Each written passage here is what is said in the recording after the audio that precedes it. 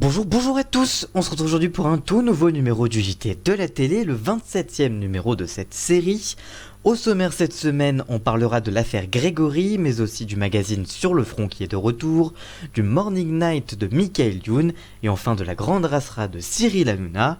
Sans oublier comme chaque semaine le zapping de la semaine. Cette semaine on parlera du retour de Lucifer finalement qui pourrait ne pas être annulé. On parlera également du casting de Moundir et les apprentis aventuriers, mais sans Moundir, donc les apprentis aventuriers. Mais également du Monde à l'envers qui pourrait débarquer sur TMC et de Netflix qui dévoile son top 10. Sans oublier aussi le sondage de la semaine. Et cette semaine on parlera de TPMP. Tout ça c'est juste après le générique. C'est parti, générique.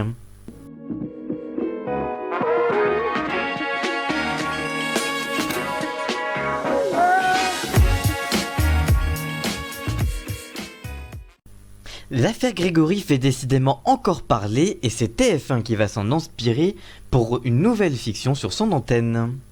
On le sait déjà depuis quelques semaines, TF1 prépare une série sur l'affaire du petit Grégory, retrouvé pieds et poings liés le 16 octobre 1984 dans la Vologne. C'est la comédienne vue dans la série Mental de France TV / Lorena Tellier qui jouera Muriel Boll, la belle-sœur de Bernard Laroche, témoin clé dans l'affaire Grégory. À l'époque, elle avait accusé Bernard Laroche d'avoir enlevé le petit garçon avant de se rétracter. Suite à ces révélations, le père de Grégory Villemain, Jean-Marie Villemain, avait abattu son cousin. À ce jour, on ignore toujours s'il était réellement le coupable. Dans le reste du casting, on retrouvera également Guillaume Guiou, qui jouera le rôle de Jean-Marie Villemain justement.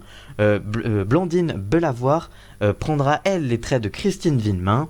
Enfin, Guillaume de Tonquédec sera le gendarme Semat. La première saison de Affaires françaises sera donc consacrée à cette affaire non résolue, mais d'autres mini-séries sous le même nom, donc Une affaire française, adapteront d'autres grandes histoires criminelles françaises pour cette nouvelle série de TF1. Le tournage de cette dernière est prévu dans les prochains jours dans le Grand Est et autour de Strasbourg. Pour l'heure, aucune date de diffusion n'a été avancée par la chaîne. Petit instant auto-promo, vous le savez, vous en avez un petit peu l'habitude. Je vais vous parler de Saga, la vidéo que j'ai sortie sur Saga, avec le destin de cette émission qui est plutôt incroyable. La vidéo est toujours disponible sur ma chaîne YouTube. Je vous laisse aller voir, vous tapez Saga Romain L'Actu Télé, vous devrez trouver. Et de prochains numéros de l'Archive Télé arrivent très vite, et ça je vous en dis plus très bientôt. Voilà donc, c'était ma petite recommandation de la semaine. Le Morning Live est presque de retour avec une version XXL diffusée en prime time sur la chaîne historique du programme avec Michael Youn. Le temps de 2 soirées, le programme des années 2000 est de retour. Le Morning Live a marqué M6 en proposant une matinale déjantée et hors des cadres pendant près de 3 ans. Michael Youn, accompagné de Vincent Dezania et Benjamin Morgan, déjà présents à l'époque, animeront ces 2 soirées exceptionnelles. En plus de ces 2 acolytes, la bande s'agrandit avec l'arrivée des humoristes Tom Villa et Charlotte Gabri. Pour ce retour, ils recevront Audrey Fleurot, Arnaud Ducret, Claudia Tagbo, François-Xavier Demaison, Philippe Lachaud et Inès Reg. Au programme, des séquences inédites, des happenings, des sketchs, des parodies, des fausses pubs, des chansons, des défis, bref, beaucoup de choses qui vont partir dans tous les sens. Chacune des 6 personnalités devront donner de leur personne pour gagner 10 minutes de carte blanche sur M6, diffusée juste après l'émission. Michael Youn résume l'émission ainsi, je cite, « Le Morning Live c'est une grande soirée entre potes, sauf qu'elle est filmée avec des caméras et un public de ouf. L'envie de faire rire les gens dans un processus moins long que le cinéma, pouvoir être plus proche et réactif, et l'envie surtout d'utiliser ce média formidable qu'est la télé m'a poussé à faire cette émission. » Dans le second numéro diffusé prochainement, ce sont Isabelle Nanty, Jennifer, Jamel, Big Flo et Oli ou encore Jarry qui se prêteront au jeu. Et c'est le jeudi 19 mars prochain à 21h05 que M6 proposera le Morning Night, une émission spéciale animée par Michael Youn évidemment. Avant de passer à la suite de votre JT de la télé, on passe à cette toute nouvelle chronique du zapping des infomédias. Les infos de la télé dont il ne fallait pas passer à côté, c'est tout de suite, juste après ce petit jingle.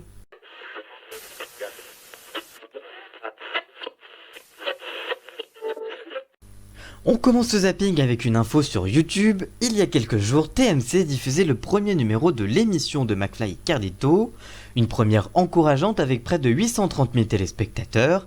Mais lors de la promotion du show, le patron de l'antenne du groupe TF1, Xavier Gandon, a évoqué ses autres projets de prime avec des youtubeurs et a indiqué, je cite, « On a d'autres collaborations, on prépare un prime time autour des parodies d'émissions télé avec un duo d'humoristes qui s'appelle Le Monde à l'envers et qui arrivera un peu plus tard dans la saison. Selon les informations de Pure Média, l'émission devrait arriver sur TMC. » Alors que Moundir a décidé de quitter la présentation du jeu qui porte son nom, on sait qu'une nouvelle saison des apprentis aventuriers est en préparation pour W9. Il y a quelques jours, Aquababe a révélé une partie du casting. Ainsi, les téléspectateurs devraient retrouver Sephora et Nathan, des princes et princesses de l'amour 7, ainsi que Beverly et Antoine de la Villa 5. Pour le moment, aucun nom n'a été officialisé en candidat comme en animateur par la chaîne. C'est une récente nouveauté que Netflix a dévoilée il y a quelques jours. La plateforme révèle maintenant chaque jour les programmes les plus vus dans le pays. Les 10 programmes les plus consommés au cours des dernières 24 heures sont donc mis en avant après un test mené au Mexique et en Angleterre ces 6 derniers mois. Visiblement satisfaite des retours obtenus, la firme américaine, qui voit là un moyen supplémentaire d'orienter ses abonnés parmi les nombreux contenus proposés. En plus de ce top 10 global, vous pourrez également découvrir les top 10 séries ainsi que les top 10 des films les plus populaires quand vous cliquerez sur les catégories respectives. C'est donc plutôt une bonne nouveauté pour découvrir de nouveaux programmes. Netflix toujours avec la série Lucifer qui pourrait ne pas s'arrêter finalement. En effet, c'est le site américain TV Line qui révèle qu'il y a de fortes chances que la saison 6 de la série voit finalement le jour. D'après leurs informations, les discussions entre la Warner et Netflix seraient en bonne voie. Ils précisent, je cite, « Les négociations semblent optimistes quant à la conclusion d'un accord de renouvellement. Cette 6e et donc ultime saison pourrait proposer entre 10 et 13 épisodes. La prochaine saison, attendue sur Netflix, sera elle composée de 16 nouveaux épisodes diffusés en 2 parties. Malgré tout, il vaut mieux prendre cette nouvelle information avec des pincettes tant que rien n'est officiellement annoncé. Voilà donc pour ce zapping cette semaine et on se retrouve juste après le générique pour la suite et la fin de cette émission.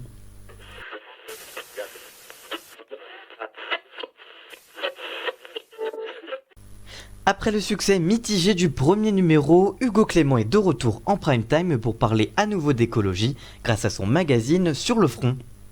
Hugo Clément s'était intéressé fin novembre aux océans pour ce nouveau numéro. Il sera sur le front des glaciers. Il s'agit d'une deuxième chance pour le magazine environnemental de la 2, qui en aura 2 autres déjà prévus par la chaîne. Ainsi, le journaliste engagé, accompagné de ses équipes, partiront à la rencontre de 2 exploratrices qui ont décidé de s'installer sur un glacier polaire et voir les effets du réchauffement climatique sur ces derniers. Ils s'envoleront aussi pour les derniers glaciers d'Afrique au milieu de la forêt tropicale et parleront avec des glaciologues. Le premier numéro de Sur le Front a donc été diffusé il y a près de 4 mois. Un premier numéro diffusé sans grand succès avec une moyenne de 1,6 million de personnes et 7,9% du public. Sur cible aussi, le constat n'était pas très bon avec une moyenne de 6,1% sur les femmes responsables des achats de moins de 50 ans. Et c'est le mardi 17 mars prochain à 21h05 que France 2 diffusera le 2e volet de Sur le Front, incarné par Hugo Clément sur les glaciers, et ce sera sur France 2 évidemment. Cyril Hanouna est de retour en roi des caméras cachées très bientôt sur C8 avec un nouveau volet de la Grande Rassera. Alors que l'homme fort de C8 est chaque soir en direct en access et chaque jeudi en prime time, il est de retour avec son divertissement. Cyril Hanouna va de nouveau piéger célébrités et anonymes dans de nouvelles caméras cachées. Une émission ubuesque et saugrenue, précise le communiqué de presse. La chaîne reste plutôt vague sur les invités piégés, mais précise que les chroniqueurs vont en voir de toutes les couleurs pour cette soirée. Après ces nouvelles caméras cachées et ce nouveau numéro inédit, la chaîne proposera en 2e partie de soirée dès 23h le meilleur de la Grande Rassera volume 2, une grande émission best-of pour revivre les meilleurs du pire des 2 derniers volets de l'émission et déprogrammera ainsi son talk show de débat, le Balance ton poste avec toute l'équipe, notamment avec Eric Nolot. L'émission sera donc à nouveau déprogrammée pour un grand bêtisier de la Grande Rasera. Cyril Hanouna prendra les commandes de la Grande Rasera 5 en direct le jeudi 19 mars prochain à partir de 21h15, suivi du meilleur des 2 derniers volets dans une émission best-of à partir de 23h. Et on termine comme chaque semaine avec le sondage de la semaine. Cette semaine, on vous a posé la question sur Touche pas à mon poste, l'émission devient-elle trop sérieuse? Beaucoup de tweetos et de fans de l'émission trouvent qu'en ce moment l'émission aborde des sujets trop sérieux, le coronavirus ou encore les différentes affaires de viol ou encore les Césars, bref, beaucoup de choses très sérieuses qui ne sont pas à l'habitude et qui n'étaient pas à l'habitude du talk show jusqu'à il y a quelques semaines.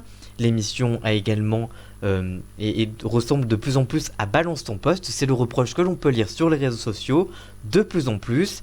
Et on vous a posé la question, et selon vous, eh bien oui, clairement l'émission devient trop sérieuse, à 38% selon vous. Ensuite vient non pas du tout, donc l'inverse.